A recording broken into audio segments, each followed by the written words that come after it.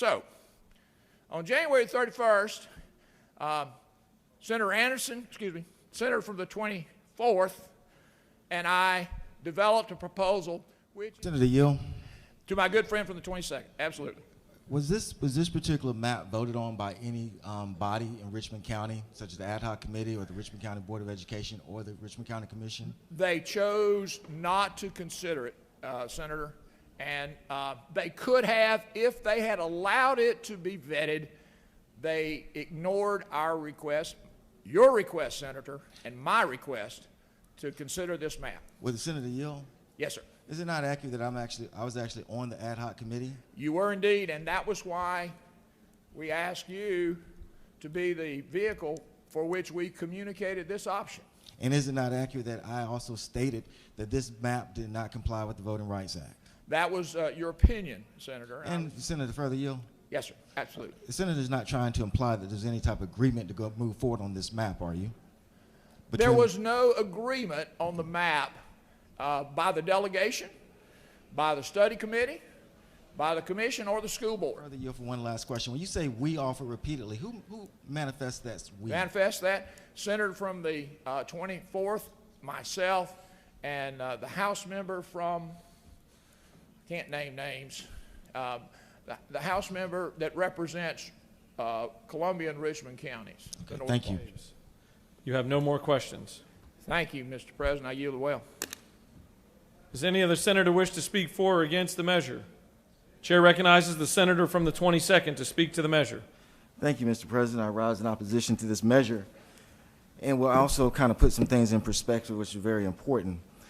Neither one of these measures, and basically the same map, even though I will possibly come back up on 458 too, but neither of these measures actually went through what's called the Ad Hoc Committee, the Commission, or the school board. And that's a process that had to take place. Ad Hoc Committee had various public meetings. Also, they had meetings themselves where they actually discussed this particular legislation, talking about the redistricting legislation. There is a bill that was passed through the Ad Hoc Committee, that was passed through the Richmond County Commission, that was passed through the school board, which is HB 1120 and HB 1121, which is now sitting in the House. That bill is the bill that actually has passed the muster of the elected officials of Augusta-Richmond County. So we have heard reasons to be opposed to this, so let's kind of dig into these reasons. Number one, we were told about a junior staffer that wrote this particular legislation. Well, I also have the guidelines that were taking place, and I can tell you this, there was nothing on there about the fact that Augusta-Richmond County should ignore this particular map that was drawn, the particular map that was voted on because of some junior staffer that supposedly did this. Number one, I find it very offensive to actually throw our state employees under the bus like that, but number two, it would have been nice to know if there's supposedly the junior staffers were running around drawing maps and they had no business doing it, and we were relying on that. Those are maps that elected officials in Richmond County relied on. So I would tell everybody who's in this particular chamber, find out who actually drew your map, because apparently, according to the senator from the 23rd and the 24th and the other House member, those maps are null and void because of some junior staffer supposedly that drew it, although we knew nothing about a supposed junior staffer that did that. Secondly, we hear about guidelines that supposedly were not followed. It's very true about the boundaries, but let me tell you about where that line is within the guidelines. That is on the 5th line, and it specifically states that basically the Ad Hoc Committee should try to deal with certain boundaries. But you know what's number two? Number two is that it has to comply with the Voting Rights Act. That's what's first.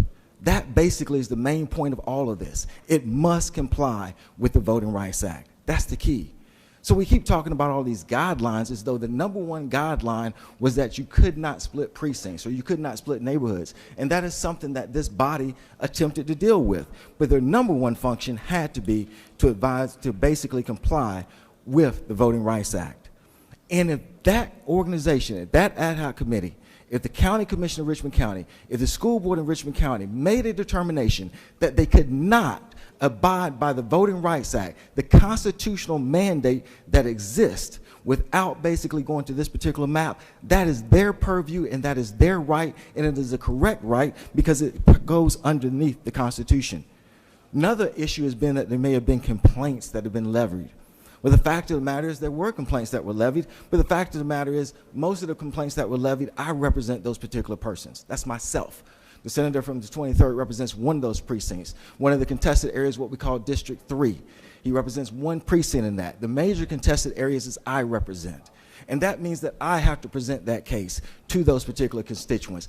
I have to take that heat if there's going to be any heat that takes place. That is my role as elected official. I did not seek any type of savior to come in and draw new maps. So that also is basically doesn't mean anything. And then also I would say, what is the magic number on complaints? Because I would dare say that whether it's the senator from the 23rd or the 24th who represents multiple counties, that they have had complaints from other counties. And I would love to know exactly did those complaints spur them to write a whole new map? That's going to be very interesting because eventually this will go to court and we'll have to find out. What is the magic number? Give me the case law that says if I get 50 complaints, I can then go draw my own map. If I get 100 complaints, I can go draw my own map. Is it 1 or 2? I guess we will find out soon enough. So here's the situation. Here's the bare bones of it all. And it's unfortunate. It's extremely unfortunate. And you guys know me that I don't come here and talk about racial issues. But we're here. The fact of the matter is the ad hoc committee is majority African American. That's a fact. The fact of the matter is the county commission is majority African American. Facts. The fact of the matter is the school board is majority African American. Facts. The fact of the matter is that they voted in a democratic elected way and did the map that is HB 1120. Those are facts that exist. Other facts that exist that are very key. When you look at the two maps, there are 23 precincts that are affected. And what I mean by affected is this. There's 23 precincts and there's 20 persons in 23 precincts that when this map passed out through those particular bodies, they said, okay, this is where I'm at now. This is my new district. The map is there. It's been printed in the paper. It's been on the news. We now have a bill that persons can go to. They sat there and said, this is my map. Out of those 23 precincts, the new map affects 17 African-American precincts. Those persons have no idea now where they were going to be because this map did not go through any type of vetting process. Those are facts. Only six precincts are not African-American precincts. Those are facts, and I have the numbers here. And I'll also present something else to you. The senator from the 23rd represents 12 precincts, and I have them. Be glad to share them. Out of those 12 precincts, between the map that he is now presenting and the map that is in the House, out of those 12 precincts, those persons stayed. In other words, the map that's in the House, let's say you have precinct 608, for instance, it's in Senator 23rd 608. They're not moving. The 12 precincts that he represents doesn't move. All the precincts that move are represented by the senator from the 22nd. We did not ask for this. And I hate to say that it's unfortunate that we're in this particular position. It really is. The fact of the matter is this went through a democratic process. And as far as any type of going and discussing things, yes, I absolutely said, well, let's see if we can come up with something else. But we couldn't because it couldn't satisfy the Voting Rights Act. And he said, that's my opinion. That's fine. Because guess what? Legal counsels all over this country have opinions, and they get overturned all the time. At the end of the day, we'll find out through a court of law where the opinion actually lies. But yes, it is my opinion that it doesn't satisfy the Voting Rights Act, and why not? Because that contested district takes it from a majority African-American district to a majority white district. That is what it is. That cannot happen. And I'm not talking about by 1 percentage point. It's basically a 5-point swing. And there's no way that you can basically justify that under the Constitution. And not only does it do that, it also takes what we call District 8 and also makes that a vote dilution claim because the African-American vote is diluted there also. Those are just numerical facts that exist. And so whether the map is a perfect map or not a perfect map, it went through the process. It's a democratic process. At some point in time, we have to start respecting African-American elected officials, and when they do the process and say that we're going to respect it, and that's what we're going to do. This was a total disrespect of it. It's a total trope, quite frankly, when you start talking about persons didn't do work or persons didn't take their time to do things. These are the same type of tropes that we've had throughout history when it comes to African-American leadership, and that is also a fact that we will discuss very thoroughly when we get to this critical race theory nonsense. So with that, Mr. President, I will accept any questions if I have time. You have questions, Senator. Thank you. I recognize the Senator from the 23rd.